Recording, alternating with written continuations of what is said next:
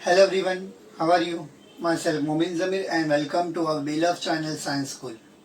Today we'll start with electrochemistry part 5 video. आज हम लोग पार्ट 5 वीडियो स्टार्ट करने वाले हैं. अगर आपने पार्ट 1 से पार्ट 4 तक की वीडियो नहीं देखा है इलेक्ट्रोकेमिस्ट्री का तो पहले वो देखिए ताकि आपको बेसिक ऑफ इलेक्ट्रोकेमिस्ट्री समझ में आए और उसके बाद ये वीडियो कंटिन्यू कीजिए. Okay, so today will start with the topic that variation of conductivity with concentration. कि कंडक्टिविटी किस तरह से वेरी होती है कॉन्सेंट्रेशन के साथ, वो समझना है. इसको समझने से पहले हम लोग को ये समझना चाहिए क्योंकि हम लोग को इसके अंदर दो चीज़ के बारे में बात करना है. किसके बारे में? स्ट्रॉन्ग इलेक्ट्रोलाइट के बारे में बात करना है और वीक इलेक्ट्रोलाइट के बारे में बात करना है. मैंने आपको पहले ही बता दिया हूँ इलेक्ट्रोलाइट का मतलब क्या होता है. इसका एग्जाम्पल हम लोग ने 3 इडियट में देखा है. 3 इडियट देखा है ना आपने, राइट. वही रैगिंग होती है हमारे रेंचो के साथ, राइट. तो रैगिंग का जो सीन है वो दिखाता है कि इलेक्ट्रोलाइट क्या होता है, राइट ना.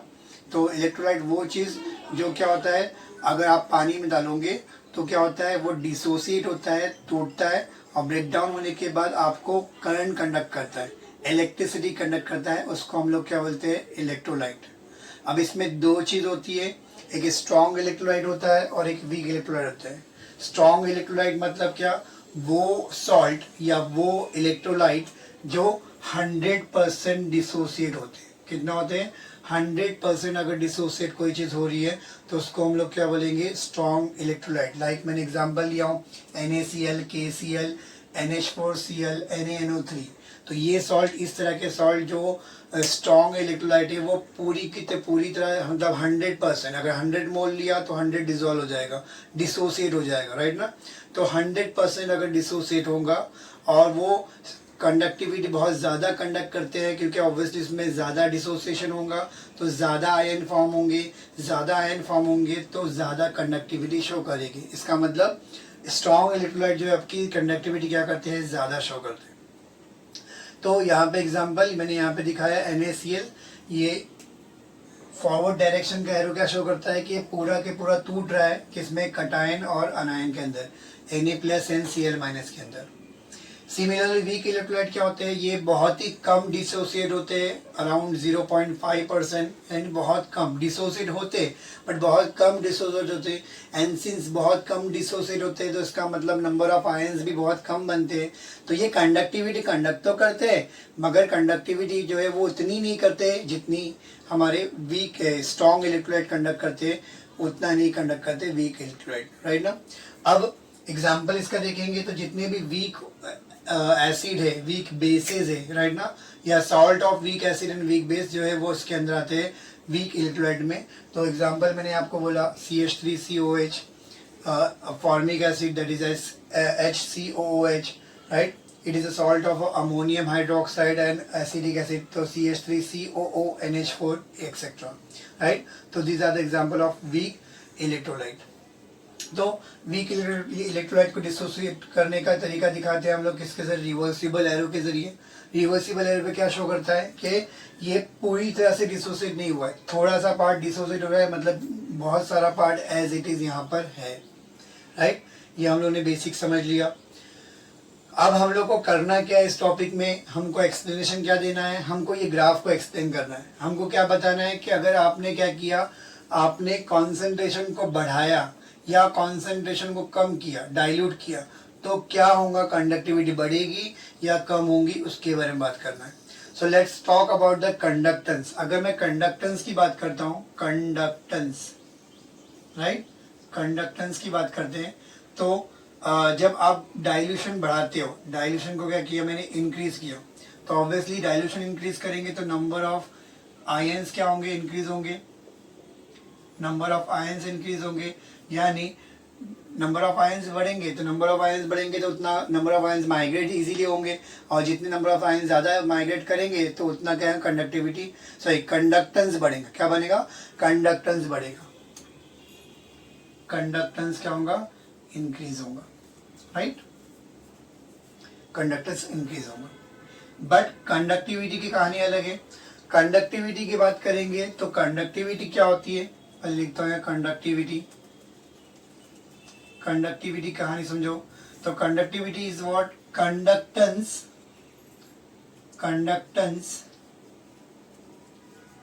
पर यूनिट क्यूबिक मटेरियल, है ना, conductance per unit cubic material या पर यूनिट क्यूबिक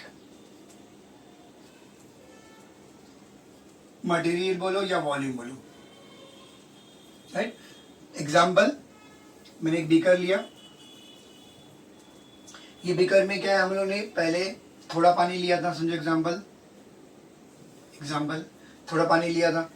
अब इसमें पानी थोड़ा लिया और सॉल्ट डाला, तो सॉल्ट हो सकता है कि सॉल्ट 100 मॉलिक्यूल में, वीक इलेक्ट्रोलाइट की बात कर रहे हैं हम लोग, तो थोड़ा डिसोसिएट हुआ, क्या हुआ, थोड़ा डिसोसिएट हुआ, राइट ना। बट अब हो सकता है कि मैंने इसमें पानी और बढ़ाऊंगा, तो जितना पानी डालूंगा, जितना डाइल्यूशन करूंगा, तो क्या होगा, उतना आयंस ज़्यादा बनेंगे, उतना सॉल्ट ज़्यादा टूटेगा, डिसोसिएट होगा, जितने ज़्यादा आयंस बनेंगे उतना कंडक्टेंस, राइट ना। बट कंडक्टिविटी क्या होती है, कंडक्टिविटी होती है पर यूनिट क्यूबिक मटेरियल या per unit cubic volume, right ना, उसके अंदर की कंडक्टेंस। अब यहाँ पर समझो एग्जांपल, यहाँ पर मैंने इतनी एरिया की बात कर रहे हैं, इतने एरिया में कितने आयन से, टोटल 6 आयन से, कितने आयन से, 6 आयन से। बट मैंने क्या किया, पहले केस में पहला जितना पानी था उसमें कितने आयन से, 6 आयन से। बट मैंने और पानी ऐड किया, तो पानी ऐड करने पे क्या होगा, पानी जगह घेरेगा, यानी हो सकता है कि जब पानी ऐड करूंगा तो उसके बाद क्या होगा, इतने एरिया में 6 आयंस की जगह और कम आयंस हो जाएंगे। अरे हाँ या ना, यानी जितने पानी आप ऐड करोगे उतना पर्टिकुलर एरिया में आयंस, पानी जितना ऐड करोगे तो पानी की वजह से क्या होगा, आयंस दूर दूर होते जाएंगे, है ना। और एक पर्टिकुलर एरिया में नंबर ऑफ आयंस क्या होते हैं, कम होते जाएंगे, क्या होंगे, कम होंगे। यहाँ पर पानी कम था, 6 आयंस है, तो हो सकता है मैंने पानी ऐड किया और पानी ऐड किया तो आयंस क्या होंगे, और कम होंगे। और आयंस कम होंगे, इसका मतलब माइग्रेशन ऑफ आयंस कम होगा, और माइग्रेशन ऑफ आयंस कम होगा तो कंडक्टिविटी क्या होंगी, कम होंगी। तो कंडक्टिविटी क्या होती है, यहाँ पर डिक्रीज होती है। तो यहाँ पर क्या होगा, जब आप क्या करेंगे, डाइल्यूशन को इंक्रीज करोगे तो क्या होता है, आपके number of ions per unit cubic volume के अंदर क्या होंगे, डिक्रीज होते हैं। एंड बिकॉज ऑफ क्या होता है, कंडक्टिविटी क्या होती है, डिक्रीज होती है, राइट। तो यहाँ पे इतना ही समझना हम लोगों को, कंडक्टिविटी का क्वेश्चन आएगा तो क्या होता है, ऑन डाइल्यूशन क्या होता है, कंडक्टिविटी डिक्रीज होती है। क्यों डिक्रीज होती है समझ में हम लोग को, कोई भी पर्टिकुलर एरिया के अंदर, एक पर्टिकुलर वॉल्यूम के अंदर नंबर ऑफ आयंस कम हो जाते हैं जितना आप पानी ऐड करोगे, तो इसलिए कंडक्टिविटी क्या होती है, कम होती है, चाहे वो स्ट्रॉन्ग इलेक्ट्रोलाइट की हो या वीक इलेक्ट्रोलाइट की हो, राइट। अब ये समझते ये ग्राफ को, स्ट्रॉन्ग इलेक्ट्रोलाइट की डाइल्यूशन मतलब उल्टा ना, डाइल्यूशन का मतलब क्या होता है, उल्टे की तरफ, इस तरफ की बात कर रहे हैं। तो स्ट्रॉन्ग इलेक्ट्रोलाइट की भी कम हो रही है, वीक इलेक्ट्रोलाइट की भी क्या हो रही है, कंडक्टिविटी क्या हो रही है, कम हो रही है। मगर स्ट्रॉन्ग इलेक्ट्रोलाइट की कंडक्टिविटी बहुत शार्प डिक्रीज हो रही है, वीक इलेक्ट्रोलाइट की कंडक्टिविटी क्या हो रही है, वो स्लो डिक्रीज हो रही है। इसको समझने के लिए मैंने यहाँ पर आपको एक वो चार्ट दिया हूँ, जिसको जो समझने में और हेल्प करेगा, राइट। तो यहाँ पे देखो, अगर मैं स्ट्रॉन्ग इलेक्ट्रोलाइट की बात कर रहा हूँ तो हम लोग ने बोला कि वो 100% डिसोसिएट होते हैं। कितना होते हैं, 100%। एग्जाम्पल, अगर मैंने क्या किया, 1 मोल लिया तो ये 100% डिसोसिएट करेगा, तो 1 कटायन 1 अनायन बनेगा। 10 मोल का 10 कटायन 10 अनायन, 100 मोल का 100 अनायन 100 कटायन, और 1000 का 1000 कटायन 1000 अनायन बनेगा। यानी जितना आप कॉन्सेंट्रेशन ले रहे हैं उतने आयंस बनेंगे, जितने आयंस रहेंगे उतनी कंडक्टिविटी क्या होंगी, आपकी डिक्रीज होंगी। समझा हम लोग को, यानी इसलिए यह क्या हो रहा है, शार्प डिक्रीज हो रहा है। क्या हो रहा है, शार्प डिक्रीज हो रहा है। बट इसकी बात करेंगे वीक इलेक्ट्रोलाइट की, तो यहाँ पे अगर आप देखेंगे ये बराबर डायरेक्टली प्रोपोर्शन, जितना ये है उतना ये है, इसलिए एकदम परफेक्ट शार्प डिक्रीज हो रहा है। मगर यहाँ पे अगर आप देखेंगे तो कॉन्सेंट्रेशन क्या हो रहा है, अगर कॉन्सेंट्रेशन की बात करेंगे तो नंबर ऑफ मोल्स क्या है, 1 है। तो ये अगर एग्जाम्पल, वीक इलेक्ट्रोलाइट में क्या होता है कि जितना कॉन्सेंट्रेशन बढ़ाएंगे उतना डिसोसिएशन क्या होता है, कम होती जाता है। क्या होता है, डिसोसिएशन क्या होता है, कम होता है। ऐसे ही कम होता है पहले भी, वैसे तो ऐसे ही कम होता है वीक इलेक्ट्रोलाइट का डिसोसिएशन। बट अगर मैं बात करूंगा कि कॉन्सेंट्रेशन को इंक्रीज करेंगे तो और डिसोसिएशन कम होने आता है। तो यहाँ पे कंसीडर करो कि मैं यहाँ पे 1 मोल लिया तो उसका 100% डिसोसिएशन, ये समझाने के लिए, ऐसा समझ 100% होता नहीं है, बहुत ही कम होता है, समझो कंसीडर करो। तो ये 100% तो ये 1 मोल देगा, 10 मोल किया तो उससे कम हो गया डिसोसिएशन, 50% डिसोसिएशन हो गया तो 5 मोल देगा, 100 मोल लिया तो उसका क्या 20% डिसोसिएशन का 20 मोल देगा, और 1000 मोल अगर लिया उसका 5% डिसोसिएशन होगा तो 50 मोल लेगा। यानी अगर आप देखोगे यहाँ पर तो कॉन्सेंट्रेशन 1 से 1000 तक पहुंच गया, मगर नंबर ऑफ आयंस क्या हो गया, 1 से 50 हो गए।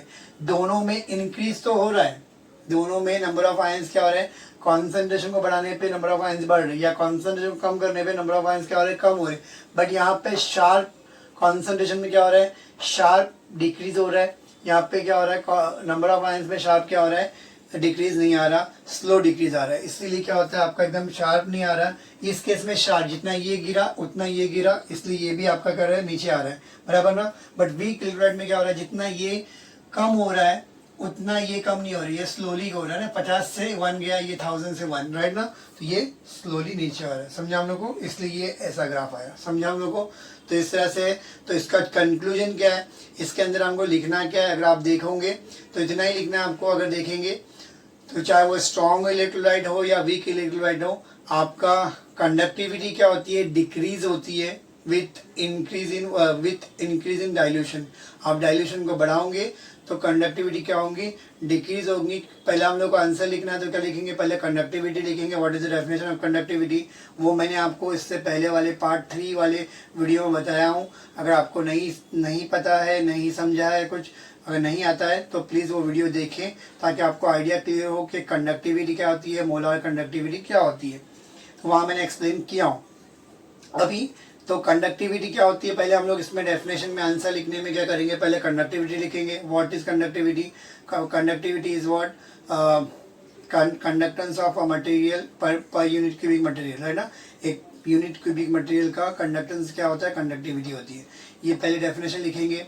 देन हम लोग क्या करेंगे, स्ट्रॉन्ग इलेक्ट्रोलाइट क्या होता है, वीक इलेक्ट्रोलाइट क्या वो बताएंगे हम लोग, और फिर उसके बाद एक्सप्लेनेशन करेंगे कि क्या होता है पर यूनिट क्यूबिक मटेरियल में नंबर ऑफ आयंस क्या होते हैं, डाइल्यूशन करने पे कम होते जाते हैं। जितना आप डाइल्यूट करेंगे उतना नंबर ऑफ आयंस कम होंगे, और बिकॉज ऑफ आयंस कम हो रहे हैं इसलिए कंडक्टिविटी क्या होती है, डिक्रीज होती है। Okay, please right it down.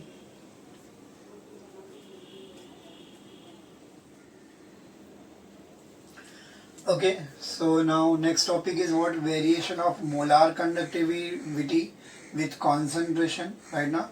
अब मोलार कंडक्टिविटी कॉन्सेंट्रेशन से किस तरह से वेरी करती है उसको देखना है हम लोग को। मोलार कंडक्टिविटी का फॉर्मूला क्या है, अगर आप देखेंगे मोलार कंडक्टिविटी लैम्बडा एम बोलते, सिर्फ लैम्बडा बोलते, 1000 K/C या फिर K/C।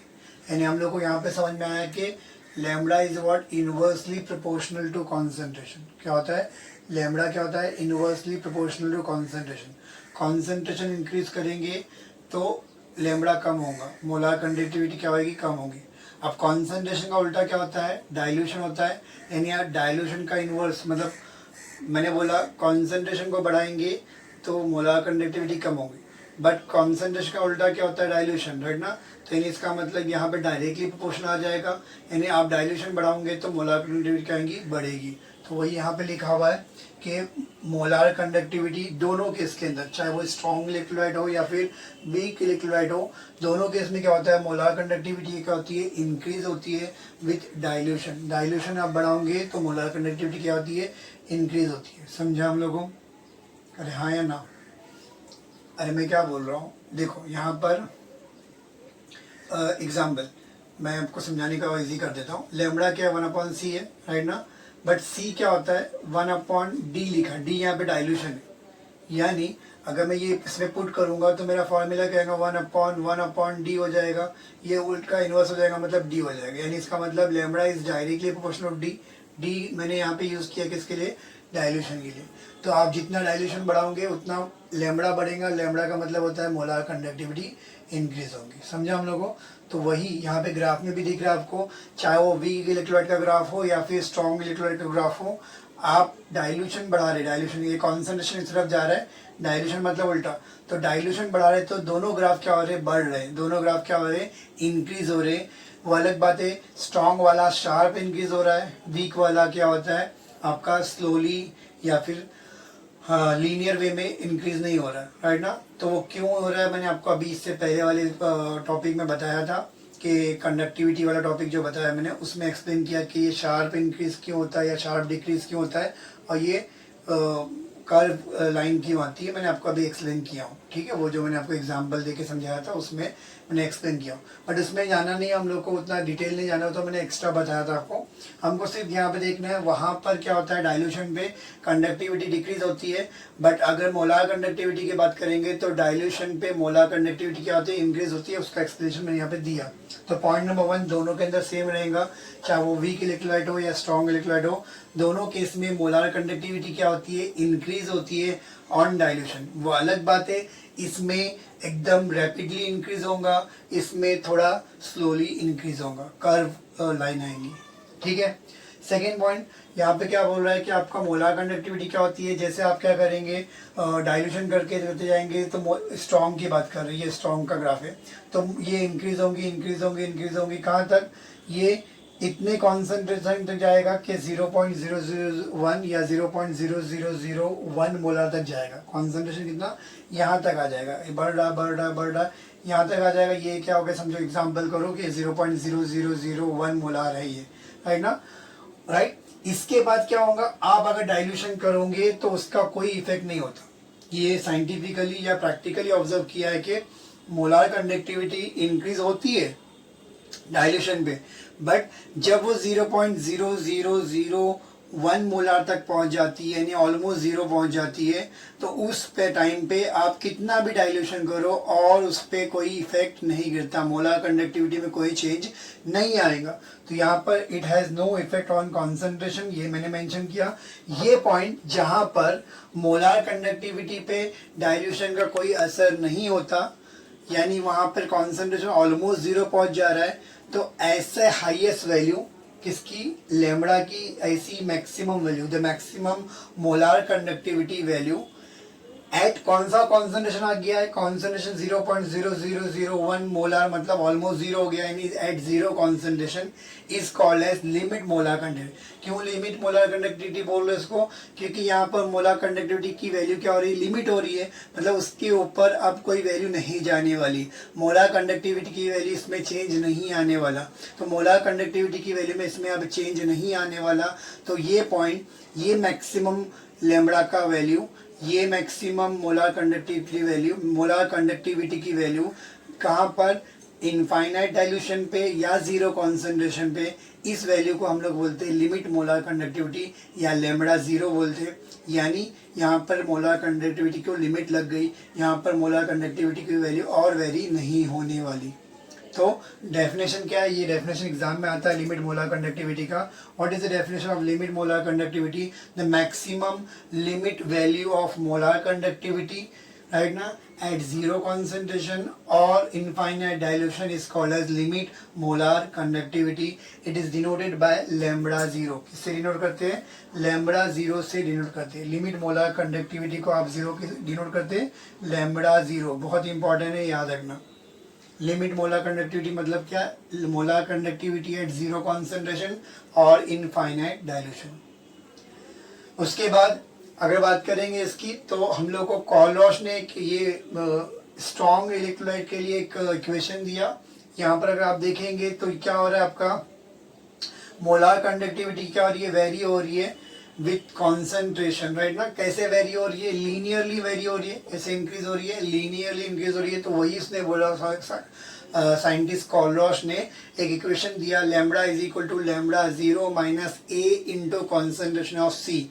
वहाँ पर ए क्या है, एक कांस्टेंट है जो सेम टाइप के सॉल्ट के लिए सेम वैल्यू शो करता है। सेम टाइप का सॉल्ट मतलब क्या, KCl, NaCl, ये दोनों का सॉल्ट दोनों एक सेम टाइप के, तो इसके लिए ए की वैल्यू क्या रहेगी, सेम रहेगी।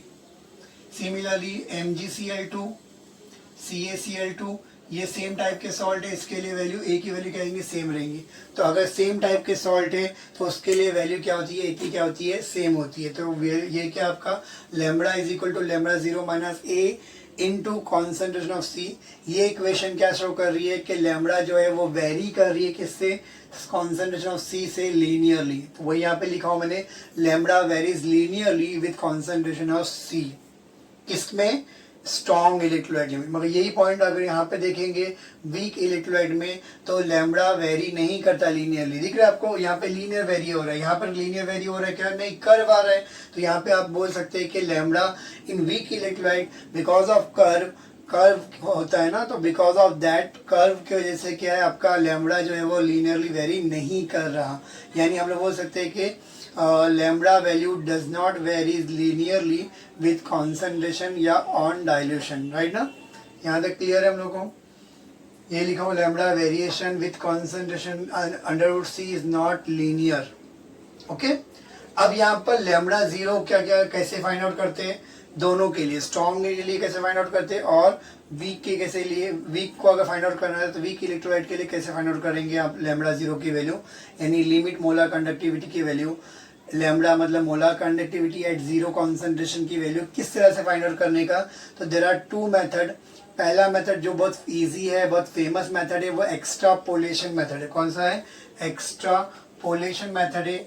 ये मेथड जो है वो यूजफुल है ओनली फॉर स्ट्रॉन्ग इलेक्ट्रोलाइट। कौन से इलेक्ट्रोलाइट के लिए, स्ट्रॉन्ग इलेक्ट्रोलाइट के लिए हम लोग एक्सट्रापोलेशन एक ग्राफिकल मेथड है, उसका यूज करके इजीली हम लोग लैम्बडा जीरो फाइंड आउट कर सकते हैं।